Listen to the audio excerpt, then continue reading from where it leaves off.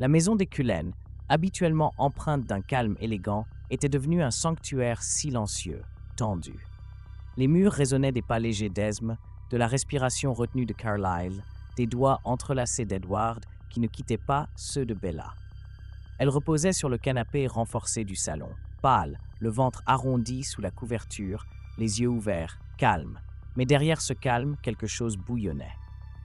La grossesse avançait plus vite que quiconque ne l'aurait cru possible, au-delà de l'acceptable biologiquement, au-delà même de la logique vampirique. Mais ce n'était pas seulement cela. Quelque chose de nouveau avait commencé.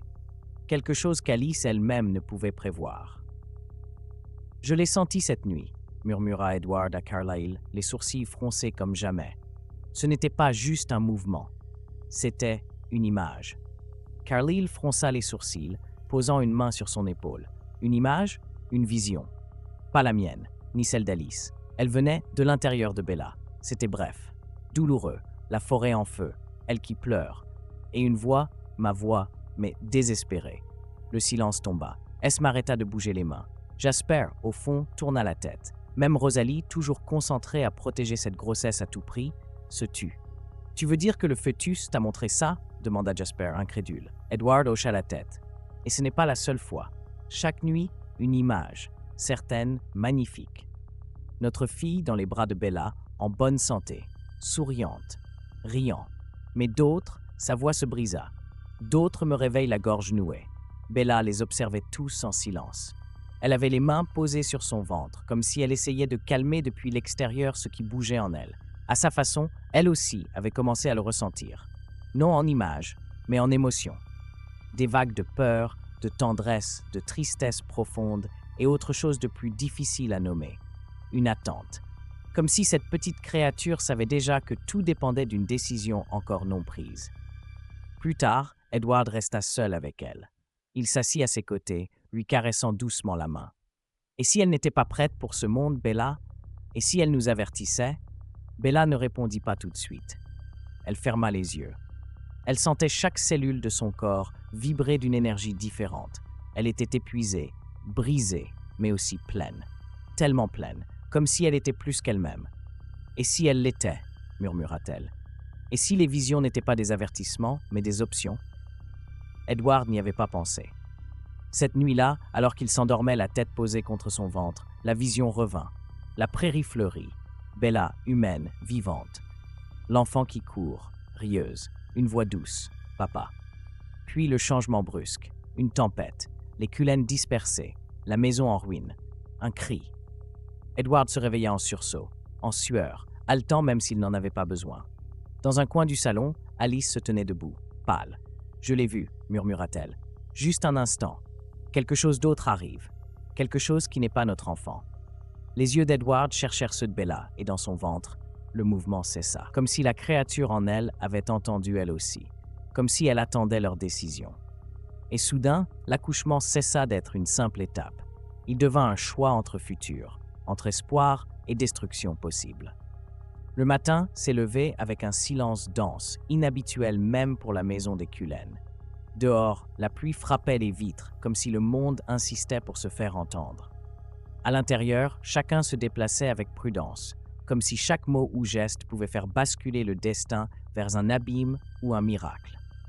Edward restait près de Bella, les yeux fixés sur son visage, plus pâle que celui de n'importe quel vampire. Malgré la fatigue évidente, son expression était calme. Elle était parvenue à une conviction plus forte que la peur. « Il ne s'agit plus seulement de ce qui va arriver », murmura-t-elle contre sa poitrine. « Il s'agit de qui va arriver. » Edward avala sa salive. Lui aussi le savait. Il le sentait. La créature en elle n'était pas un simple hybride. C'était quelque chose de nouveau. Quelque chose qui absorbait le monde avant même de naître et le leur reflétait en fragments de futur possible. Et pourtant, cela ne transmettait ni haine ni mal, seulement des chemins. « Et si on se trompe ?» murmura-t-il. « Alors, répondit Bella en le regardant droit dans les yeux, on l'affrontera ensemble. » La vision suivante arriva à l'aube. Edward ne dormait pas. Assis à côté de Bella, le front appuyé contre son ventre, il l'accueillit sans résistance. Cette fois, elle était différente, claire, apaisée, une plage tranquille, le son des vagues. Bella debout, tenant une fillette aux cheveux châtains cuivrés, les yeux semblables aux siens. Esme riait au loin. Jasper lançait des coquillages dans l'eau. La paix n'était pas artificielle, elle était réelle. Mais en dessous, quelque chose battait, un murmure lointain, comme si l'équilibre n'existait que tant que le cours n'était pas perturbé. Quand Edward ouvrit les yeux, une idée mûrit en lui. Il ne s'agissait pas de choisir pour ou contre l'accouchement. Il s'agissait de se préparer, de faire confiance, oui, mais aussi d'être prêt à protéger ce qu'ils aimaient.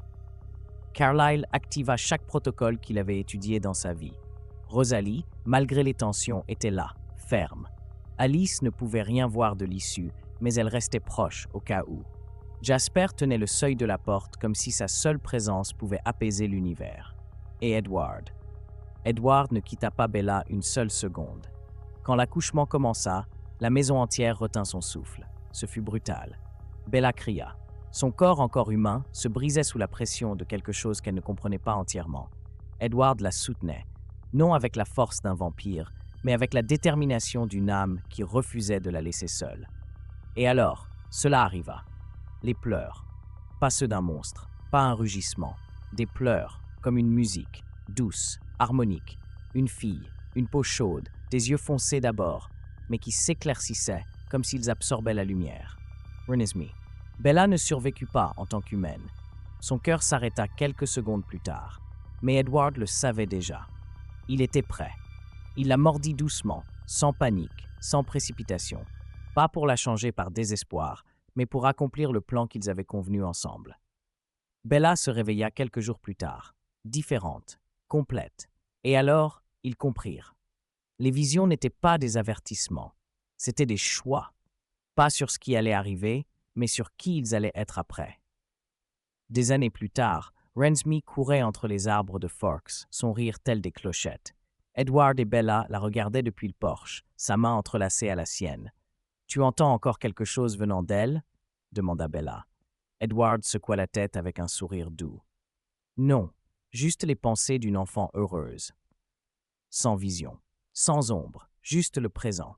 Bella posa sa tête sur son épaule. « Alors nous avons bien choisi. » Edward acquiesça. « Oui, et si un jour elle nous montre encore l'avenir, cette fois, nous saurons comment avancer vers le bon chemin. »